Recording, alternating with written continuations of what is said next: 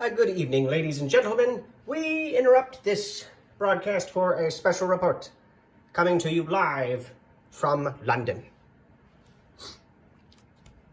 There's breaking news across Europe as we slowly move our camera into angle. We are zooming in, so follow us now. Follow carefully. Yes, we see it. It's Berlin. The Nazis and Hitler have begun the annexations of Austria, this giant green territory here, followed by Czechoslovakia and Bohemia, which is technically Slovakia, but we will not offend anyone tonight. Excuse me while I blow my nose. Anyways, we continue this broadcast as the Germans continue to do the goose step across Europe, marching quickly, swiftly, on all directions, not knowing exactly where they're going, and taking everything with them. Much has been done to attempt to make peace, but with little regard for such has been given. Herr Hitler and Mr. Goebbels have made it clear they have no intention of maintaining peace. With that said, we continue at this hour to broadcast additional updates. Our first update will be that of London itself. British forces continue to move in and out of the channel, not knowing exactly which direction they are headed. Last seen, they were in A21 of the Atlantic and have now moved back into port yet again. We anticipate that they will continue to move back and forth until shots are fired one way or another.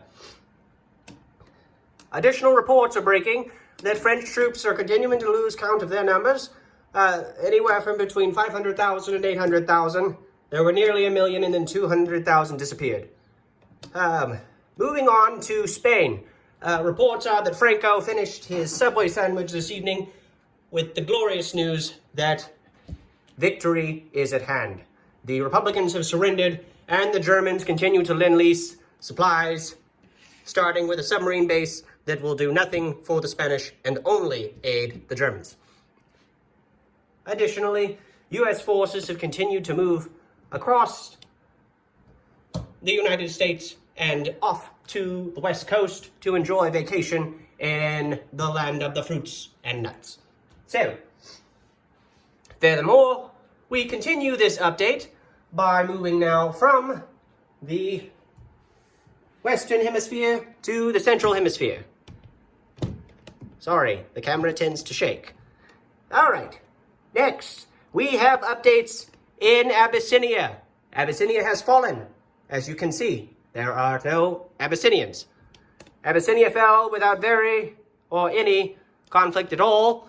Some say they threw down their arms and began speaking Italian immediately upon the arrival of Mussolini with his boots. Continued to the concern, the British have continued to mount defenses in Gibraltar. They stare across the narrow sea at the Spanish, where they will continue to do so for the remainder of the next several turns as neutrality continues. The British have begun laying plans for continued defense in Lower Egypt. Though the Egyptians have claimed that they have gained their independence, the British continue to build factories on their land. Additional intrigue has taken place as the British have continued to build up the forces off the coast of Oman and Yemen.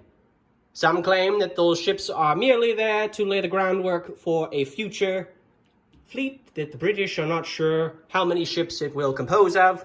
Some say that that fleet will be used to counter the Japanese.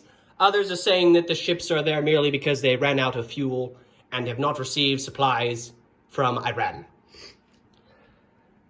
Continuing on this news, India is left wide open yet again, and British troops are continuing to build up in the wrong territories. As you can see, we have found that there are 3 infantry in southern India, when in fact there are 2. So disregard that. The British Far East Command has made such notable. Additionally, threats have been made by the British that they expect that the Japanese will attack, and the Japanese have, of course, rebuked such atrocities and maintain their peace as their torpedo boats fly in circles back and forth in the Indian Ocean. Continued resolve has been positioned as the French have moved all of their subs, and by all we mean all, except for one that's stuck in the med still, but will be here soon enough. They have 3 submarines that they have positioned in the southwestern Pacific. It is not known at this time what their anticipation is or what their actions will be, but I'm sure that the French will have cheese in the meantime. Additionally, updates have been given with China. Reports are that bonuses were collected and then denied, and collected and then denied again in Xinjiang. Apparently, the CCP were unable to collect their bonuses as a result of not being at war with anyone but themselves. Additionally, reports are streaming in that the Chinese nationalists, supported by Germany, are no longer interested in being supported by Germany, and instead by the Allies. This has, of course, been rebuked by the League of Nations, and no such resolutions have been guaranteed, as switching sides is not fair. Additionally, as a show of good faith, the Chinese forces of nationalist Nanking have since moved 1 infantry as a show of good faith to Sichuan to boost the production of their famous Chinese sauce. In the meantime, no border disputes have taken place between Japanese forces here, because there are no Japanese forces to dispute with these Russian troops that still are here. Additionally, we anticipate that there will be no border disputes, but there has been no resolution to the aggression. Therefore, there is still considered border conflict. Off to our west over here and down, we have another report coming in that American soldiers have been sighted on the Attu Islands of Kiska. Now, why they are there, it is unknown. Maybe they are there perhaps to view the shiny stars that are given to future Japanese soldiers for taking such islands. We are not known at this time of what this is or why this has been done, but nevertheless, the Japanese will stomp them out if they so decide to go that far east and north. Additionally, reports are streaming in that the air show has now officially arrived in San Francisco. American fighters have flown back and forth and to and fro, only to find that there are no aircraft carriers on the Pacific side. Additionally, to combat this, they are landing back and forth in San Francisco until such time that they may land at sea. Moving back across, not over there, but up here, way down under, to our Australian friends. Yes, there is a cavalry in Sydney, by God. We have a cavalry in Sydney. Break out your rattle cans. You've got to spray a new cavalry. Thank you, Irish, for giving us all more work to do when we're all trying so hard to avoid more paint. Well, anyways, enough said on that regard. And finally, there are reports that the Japanese are not sure exactly which direction they're going. They are stuck in P-32 and have gone back and forth on deciding whether or not to attack the Philippines, to attack China, to attack themselves, or to in fact attack the Dutch East Indies.